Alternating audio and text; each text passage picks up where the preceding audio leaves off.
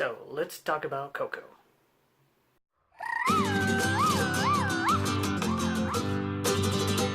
Señoras y señores, buenas noches,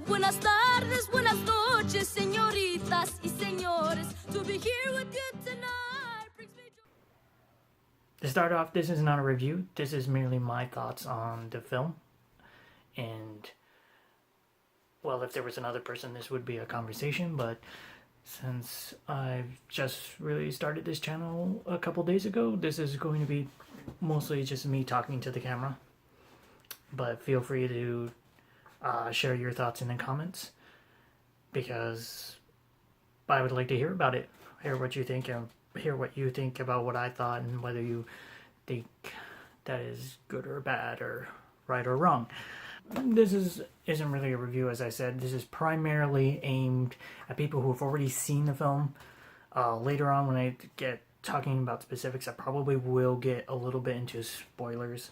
I don't really like videos always with a huge alarm flaring about spoiler warnings, but I'll just put out a little spoiler warning now, because I will get into some details later, especially to do with when I start talking about the twist of the movie. Okay, so moving on. First, I just want to talk about my overall impression of the film. It was really good, really great Pixar film. Yeah, I'm not great when it comes to talking about my overall impression of the film. But yes, Pixar has been making great movies for a while. Some of my favorites include Up, and now I can't think of anything, but Up definitely is one of my most favorite Pixar films. And I would say this definitely, in terms of all the Pixar films, is sort of right up there. Probably Up is still by far my favorite Pixar film, but this is definitely up there. So let me look at my notes. So before the movie actually even starts, there is the short before the film, which, unlike previous Pixar films, is actually a Disney short instead of a Pixar short, which is a new thing.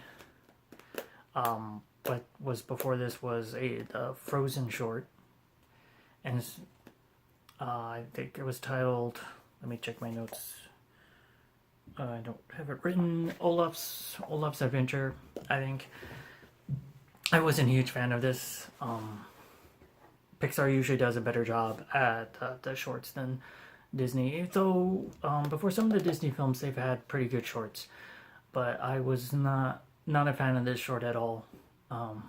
Frozen was it was a good movie. Frozen was a good movie, but this short just didn't do anything for me. It's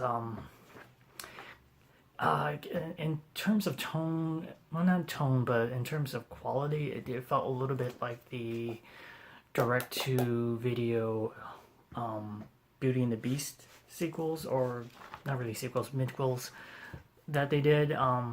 As in, it's another story with the characters, but it doesn't add anything new. And yeah, it doesn't really feel like a story that needs to be told at all. Which I think I'd have to check. I think that they have been working, or starting to get working on a Frozen 2, which makes me wonder what direction they might actually go with a Frozen 2, because at least from seeing this short, it makes me wonder if there's really anything left to tell with these characters in this world. I mean, sure, you could have, like, just add in new characters or something, have something happen to them, but it just really makes me wonder if there's really anywhere for the characters to go from where they are. This is going to be a little bit shorter, probably because I don't have a huge amount of thoughts about the film right now, because, I mean, most of my thoughts are pretty positive. I liked it. One of the things I remember thinking during the movie was, I saw the twist, and I'm going to get into spoiler territory here. I saw the twist with Hector coming. I saw that, he was going to turn out to be the real great no, too many greats. Great grandfather instead of Ernesto. Um, the one thing I didn't see coming was I didn't see the twist being that Ernesto murdered Hector and stole his songs. I thought it was just going to be a thing where Ernesto turned. I thought it was going to be a thing where Ernesto sold his guitar to.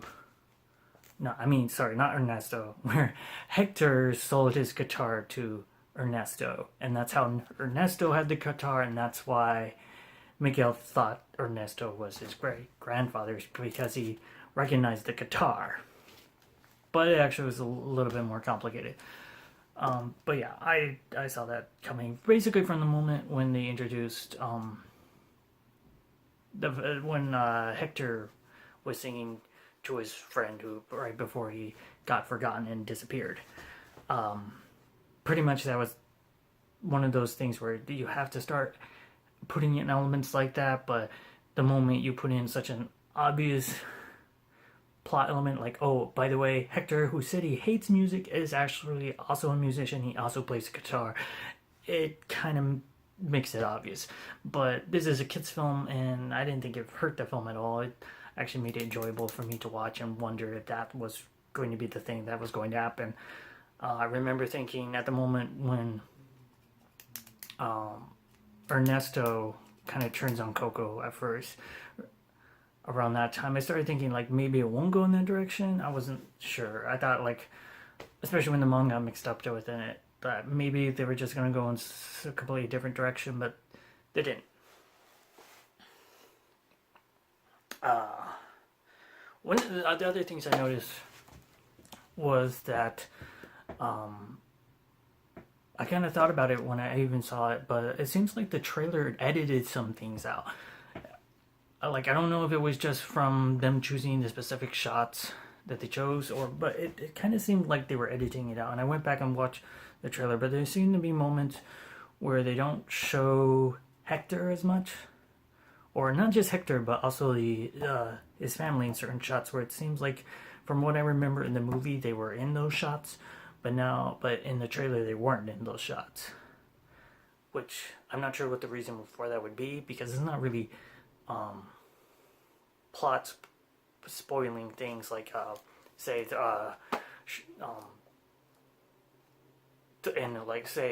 in Thor Ragnarok trailers where they edited something very spoiler out of the trailer that was in the movie. The specific shot can't speak. The specific shot I was thinking of was the shot where Miguel is down in that hole in the water, and he's yelling, "I'm proud that you're my family." And then the specific shot, like where you see behind him, I remember in the movie you can see Hector behind him. And I remember in watching the movie and thinking of that shot because I had seen it in the trailers and he hadn't been there. And I remember thinking while I'm seeing the movie that I don't think that's the way it was in the trailer. And I watched it just a little bit ago and it definitely wasn't in the trailer. And I definitely remember what at least seemed to be that same shot with Hector very visible right behind Coco, to the right of Coco, his left. And I don't know what the exact reason would be. Maybe something to do with Disney's marketing and not wanting to have too much skeletons in the trailer. If that would be a thing for a movie like this.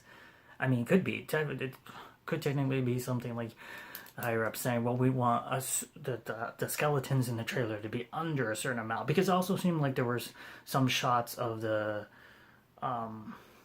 Coco's Coco's great grandmother's spirit animal, the big cat with wings. It seemed like there were some shots where she should have been visible, at least from what I remember of the movie, that she wasn't. And they at least only used visibles, only used shots of that cat where she was invisible on top of him. Because most of the movie, she's riding him or right next to him.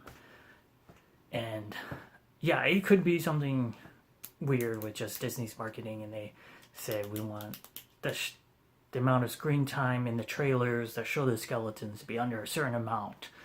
because this is Disney. Maybe? I'm not sure what any other reason would be. Maybe if you have some ideas or thoughts on that, post in the comments because I would like to hear what the reason for that could be. Let me see, what else? Oh boy. That's basically all my thoughts for right now about the film. It's an enjoyable film. If you haven't seen it, you should go see it. I don't know why you watched this video. You haven't seen it because I just gave away a major plot spoiler. But maybe that doesn't matter to you. Anyway, so Coco. That's good. Thank you for watching this video. I just started this YouTube channel a couple days ago, and I'm still learning how to edit videos and post them on YouTube and sort of edit my YouTube channel stuff. So any constructive criticism you might have on the videos and the channel overall are welcome. Just keep in mind that my resources are limited, which is part of the reason why I haven't created videos in the past. I mean, I've thought about a lot doing it before, but I've always sort of stopped myself because, well, I didn't have the proper camera or proper recording equipment. But too many buts. So I just wanted to go ahead and just do it, you know? What's the worst that can happen? Anyway, thank you.